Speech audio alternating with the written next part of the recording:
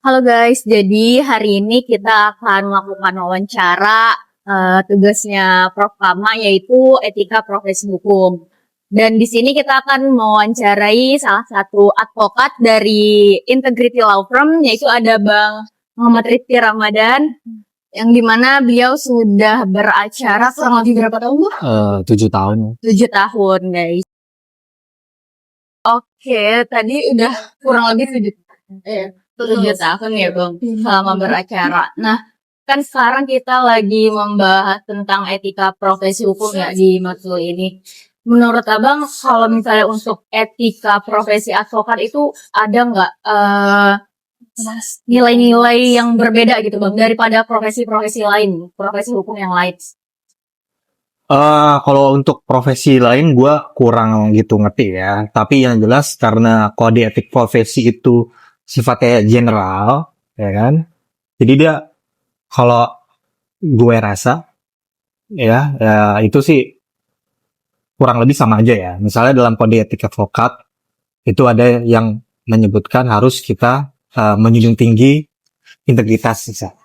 Itu kan pasti ada juga di profesi lain seperti kedokteran yang sama-sama dia officium nobile.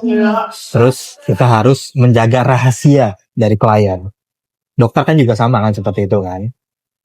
Ya kurang lebih sama aja sih ya. Kejujuran, menjaga marwah profesi, dan menjaga rahasia klien, nah gitu. Dan dapat dipercaya.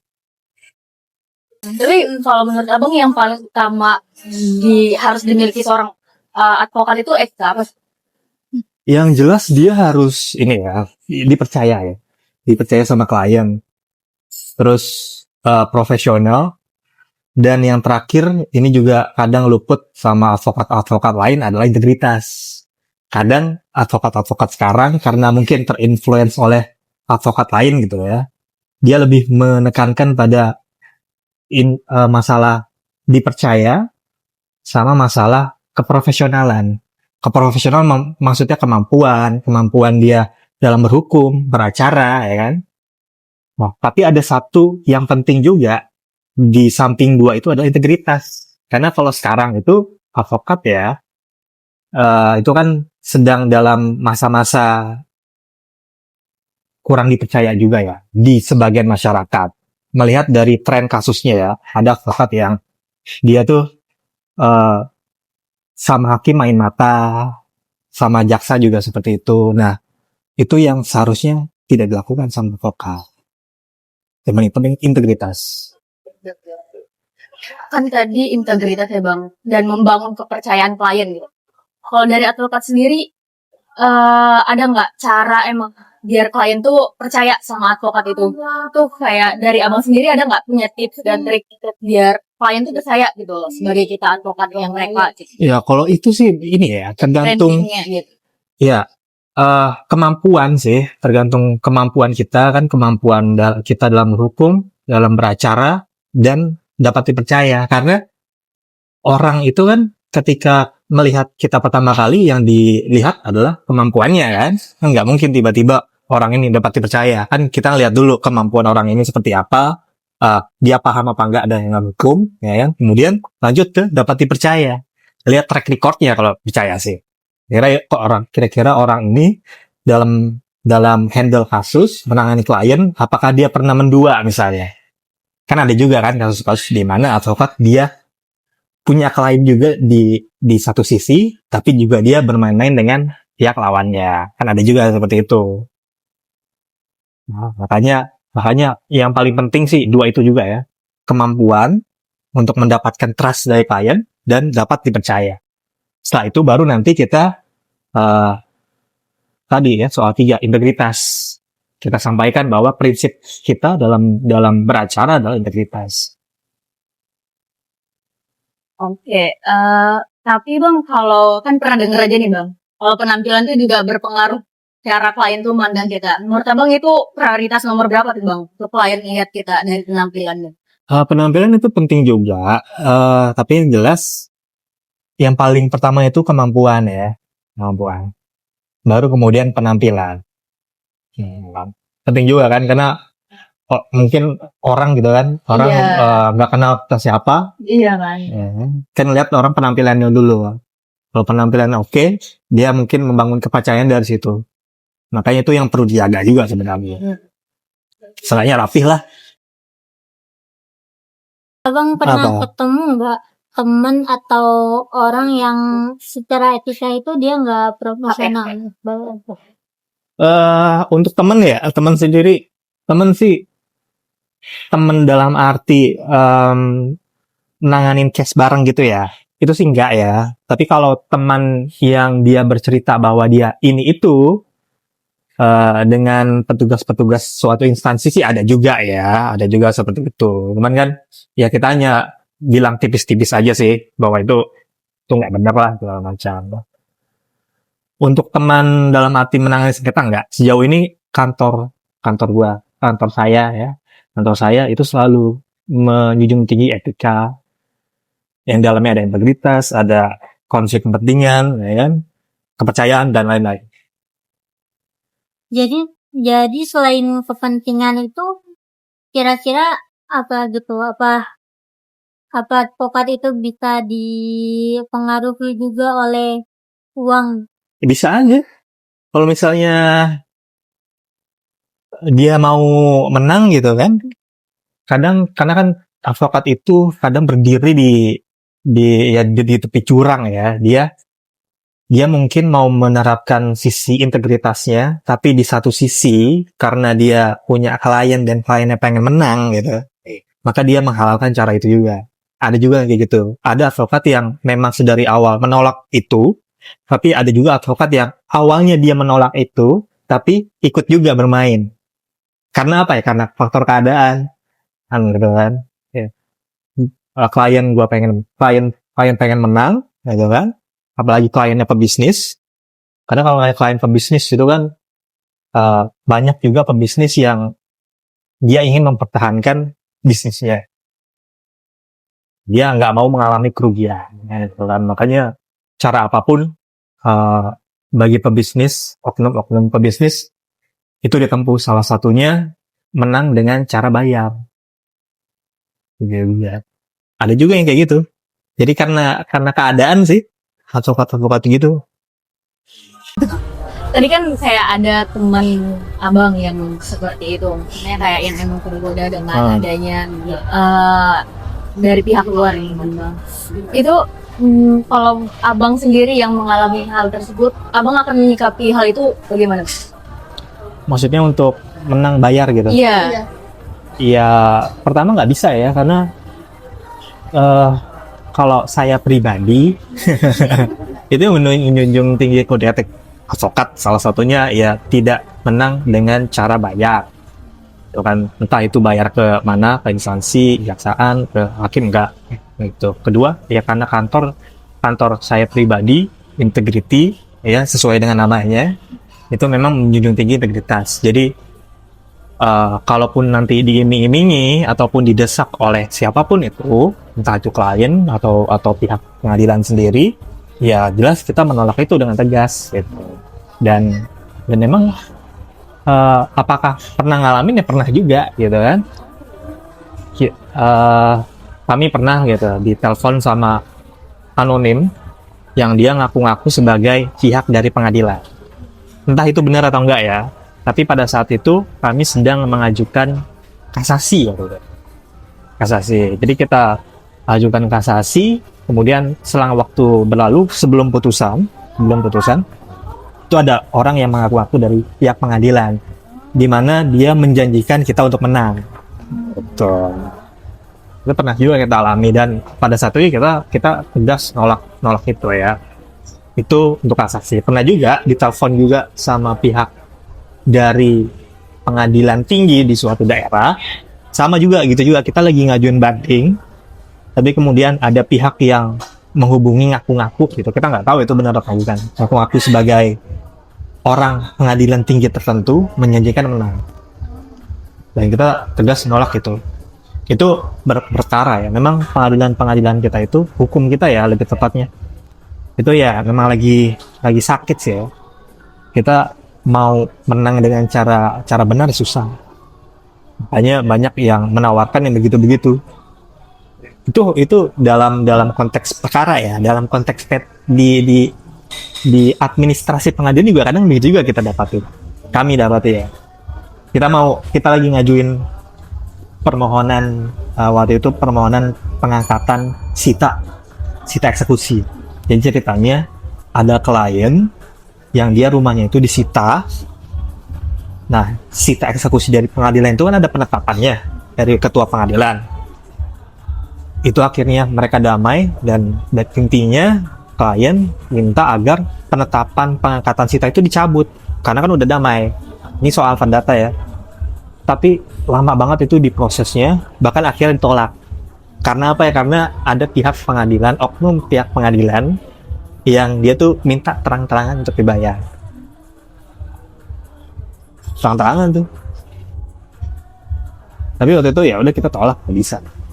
Tapi Nah, integritas kalau itu tadi. dari law firmnya itu sendiri, dari nggak cuma dari law firm abang, kantor abang ya bang, di law firm lain gitu, ada nggak peraturan atau konsekuensi bagi advokat yang melanggar kode etik itu dari law firmnya itu sendiri? Apa emang kalau misalnya di kantor abang mungkin ada konsekuensinya sendiri dari kantornya, atau di law firm lain itu menurut abang gimana? Kalau di integrity ya, barangkali ada karena di integrity itu yang paling utama itu integritas. Ketika kita tidak berintegritas, mungkin di situ ada sanksi dari kantor ya, entah itu SP lah, entah itu SP 1, 2, bahkan pemecatan. Jadi ada sampai di sana. Untuk kantor lain ada atau enggak, itu saya pribadi kurang tahu. Tapi yang jelas untuk hal itu sih kita tinggal lihat aja kantornya itu apakah dia betul-betul menerapkan dan menjunjung tinggi integritas itu tadi. Kalau misalnya dia dari kantornya sendiri dia emang udah main sana sini gitu kan, terus ada orang dalamnya gitu yang main ya, pasti terus lah nggak ada sanksi kan. Iya. Dianggap biasa. Biasa. Dia punya aturan dan punya ketegasan ya, penegakan atas kode etik itu. Sejauh ini selama 7 tahun ini berkarir, yang paling menarik nanganin kasus apa? Dan yang paling kayak pas banget dalam menangani Apaan? tersebut. Mungkin ini perkara yang sifatnya privat ya, jadi mungkin kurang diketahui oleh publik. Tapi yang jelas yang paling berkesan itu ya soal ada pengadilan perdata yang tadi saya ceritain, yang mana pada saat kami banding itu ditelepon oleh oknum yang mengaku dari pihak pengadilan menawarkan untuk menang. Jadi kenapa itu menarik? Pertama, karena itu kasus yang berimplikasi kemana-mana, gitu. Jadi kasus perdata, sebetulnya kasus perdata ya biasa kasus perdata sewa menyewa, tapi dari sewa menyewa itu kemudian nanti ada case pidananya. Nah, dalam case perdata itu ya banyak kami temukan yang pihak-pihak pengadilan yang seperti itu ya, oknum pengadilan seperti itu ya, nelpon menjanjikan kemenangan gitu kan, tapi pada akhirnya kami tolak. Itu yang membekas juga sih sejauh ini yang saya ingat ya, gitu ya. Soal non perdata kayak perselisihan hasil gubernur itu juga sebetulnya menarik, tapi waktu itu saya pribadi kurang begitu dalam kasus itu. Tapi itu menarik, kenapa? Karena di situ kita bisa melihat dan menilai bahwa banyak instansi di luar dari pengadilan yang juga menerapkan hal-hal yang mau menang tapi dengan cara-cara instan. Misalnya ya perkara perselisihan hasil pemilu atau pemilu kada itu kan banyak dari KPU lah, kan Bawaslu lah, ya kan, itu kan banyak lah. Nah, itu banyak tuh pihak-pihak di sana yang ya seperti itu ya, mengancam, terus menjanjikan kemenangan itu ada. Kira Bang Robis mau berbagi pengalaman nggak saat pertama kali beracara? Apa yang Bang Rizky rasakan saat itu? Iya, Bang. Itu berat banget pertama kali beracara. Pertama kali beracara ya. Sendiri kah atau didampingi? Iya. Waktu itu sendiri, nggak sendiri. Sama yang lain juga. Kalau nggak salah sama senior juga. Apa ya berkesan ya? Mungkin karena waktu itu kasus pertama dan waktu itu saya belum disumpah, ya kan? Jadi pada saat itu ya menarik untuk melihat gitu kan, kira-kira bagaimana hakim itu mendengar gitu para pihak dan semacamnya. Dari semua sidang sih yang paling menarik itu di MK ya, di Mahkamah. Ada Bang berarti beracara dia? Beberapa kali. Waktu itu nanganin masalah perselisihan hasil pemilu, pilkada. Iya. Pemilu kada.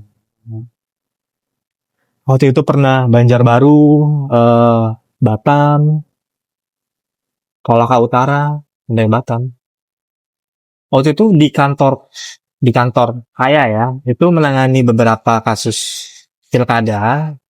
Kalau nggak salah, mungkin sampai 20-an perkara yang ditangani waktu itu, mulai dari Semarang, Jawa Tengah, ya kan? Kemudian Maluku Utara, Batam, Kolaka Utara, banyak lah pokoknya.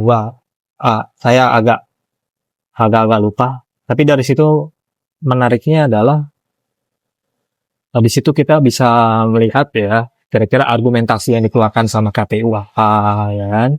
Kemudian bagaimana dia mendrive saksi, ya dari situ paling. Tuh ngedraftnya itu gimana kan banyak kan Bang kasusnya itu berarti timnya nggak cuma 5 orang itu gimana cara ngebagi draft sebanyak lagi sampai satu itu kan Ya itu tergantung manage aja sih. Waktu itu kebetulan kantor lagi buka kesempatan magang, jadi untuk keperluan bukti itu lebih banyak dihandle oleh anak-anak magang. Ini bukti ininya, bukti print out ya kan. Kemudian kita tempel apa itu namanya, yang warna-warni itu kan. Nah itu anak magang kemudian. Tapi untuk ngedraft, karena waktu itu perkaranya banyak, jadi waktu itu ya satu orang satu perkara. Kita nggak bagi-bagi gitu. Jadi misalnya saya waktu itu Batam, gitu kan, ya udah ngedraft jawaban atas permohonan, ya udah ngedraft sendiri, gitu kan. Kita buat PPT-nya sendiri. PPT waktu itu ya kita untuk menyajikan ke majelis hakim, menerangkan, gitu kan.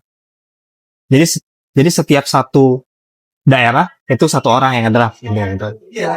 Kalau sebagai lawyer, ya itu digunain nggak sih Bang di lawyer? Atau ada batasannya sendiri menggunakan? Itu penting. Bahkan saya rasa Apa Bang? bahkan kurasa itu dipakai juga sama lawyer lain. Itu penting, tapi jangan ditelan mentah-mentah. Iya. Kenapa? Karena gini, kadang ada beberapa sumber yang dikutip sama AI itu nggak sesuai. Misalnya kamu diminta menjawab pertanyaan hukum gitu kan, terus langsung pakai AI gitu. Terus dikasih nih dasar hukumnya sekian, penjabarannya ini. Nah itu harus dicek tuh. Cross check lagi berarti. Cross check hukumnya benar gak? Pasalnya benar gak? Terus kalau misalnya dia mencantumkan teorinya benar gak? Harus dicek. Dan sebisa mungkin jangan 100% tok gitu kan, kita langsung tuangkan dalam gitu, dalam makalah ya. Iya, baiknya di parafrase. Iya, sama berarti kan Mas. Kayak Iya. Tapi untuk penggunaan AI itu sih baru-baru ini kan. Baru-baru ini sih. Dan tetap Tapi ngebantu Bang AI. Ngebantu banget. Terutama kalau kita mau nemuin sumber-sumber yang akan jadi landasan. Sumber hukum lah, teori lah gitu. Jadi kita langsung nyari ini ya. Iya. Nyari jurisprudensinya gitu misalnya. Apalagi jurisprudensi ya. Iya. Enak. Tapi lagi-lagi kita Iya. Jadi kayak dia cuman bantu nyari aja. bantu nyari. Mempermudah untuk efisiensi waktu berarti ya, Bang. Iya. Dan Iya sih. ya dan ya kenapa jangan 100% gitu ya, plak ketik udah pakai AI gitu kan ya, supaya melatih drafting kalian juga ya. Iya. Kalau misalnya 100% copy paste ya, apa bedanya sama yang sebelum ada AI terus Iya. ada artikel copy paste kan sama aja. Jadi sebaiknya tetap harus perlase, itu melatih kita berpikir, melatih kita drafting juga. Itu sampai kapanpun akan kepake tuh. Aku dulu sih drafting itu mulainya ya, mulai yang terkecil tuh ya dari makalah ya. Iya, makalah. Makalah kemudian meningkat ketika dulu ikut lomba. Ikut lomba itu kan dulu sidang semu tuh. Sidang semu itu kan bikin permohonan. Nah, terus bikin jawaban atau tanggapan atas permohonan itu. Ya, kita kan drafting itu. Jadi ada pembelajaran di situ. Learning by doing. Learning by doing. Kayak dulu. Itu Nathan bukan jiplak AI. Dan untuk meningkatkan drafting kita ya, Iya. banyak banget. Kalau aku dulu tuh selain baca buku ya, baca juga putusan-putusan. Itu penting. Yang paling enak dibaca itu adalah putusan MK. Iya. Putusan MK. Yes. Pertimbangan hukumnya ya. Iya. Karena dia lebih dalam sih. Ada filosofisnya juga, yuridis dan juga sosiologisnya juga. Soalnya itu juga dapat. Lebih dalam. Nah, dari situ. Kan dari situ kita baca, oh gaya bahasa Indonesia gini, kan nanti juga akan terinfluence tuh dari gitu. Terakhir aja nih pesannya buat kita terutama yang mau jadi lawyer itu apa Bang? Oke, yang mau jadi lawyer ya. Ini sebetulnya kembali ke yang awal sih. Untuk menjadi lawyer itu kita harus punya kemampuan dan dapat dipercaya. Ya. Kita nggak mungkin punya kemampuan tapi nggak dapat dipercaya, kan percuma. Sih. Dan kita mungkin dapat dipercaya tapi nggak punya kemampuan, kan percuma juga. Dan satu lagi, integritas. Itu yang paling penting di dalam menyelami dunia hukum sekarang ya. Integritas itu paling penting. Berarti integritas itu paling penting ya Bang, dari semua profesi hukum yang Semua penting, nggak bisa satu yang paling penting, nggak, semua penting. Kenapa tadi selalu di highlight soal integritas? Karena sekarang tuh banyak advokat yang masalah integritas itu di nomor sekian kan. Jadi semua harus paralel, berjalan sama-sama. You punya kemampuan, you bisa dipercaya, dan you punya integritas. Oke guys, jadi mungkin kita udah hampir lebih dari 20 menit ya untuk wawancara ini. Dan akan kita cukupkan sampai di sini. Terima kasih kepada Bang Rizky udah berbagi pengalaman dan juga udah berkesempatan hadir gitu. Untuk kita meluangkan waktunya untuk diwawancarai oleh kita mahasiswa ini.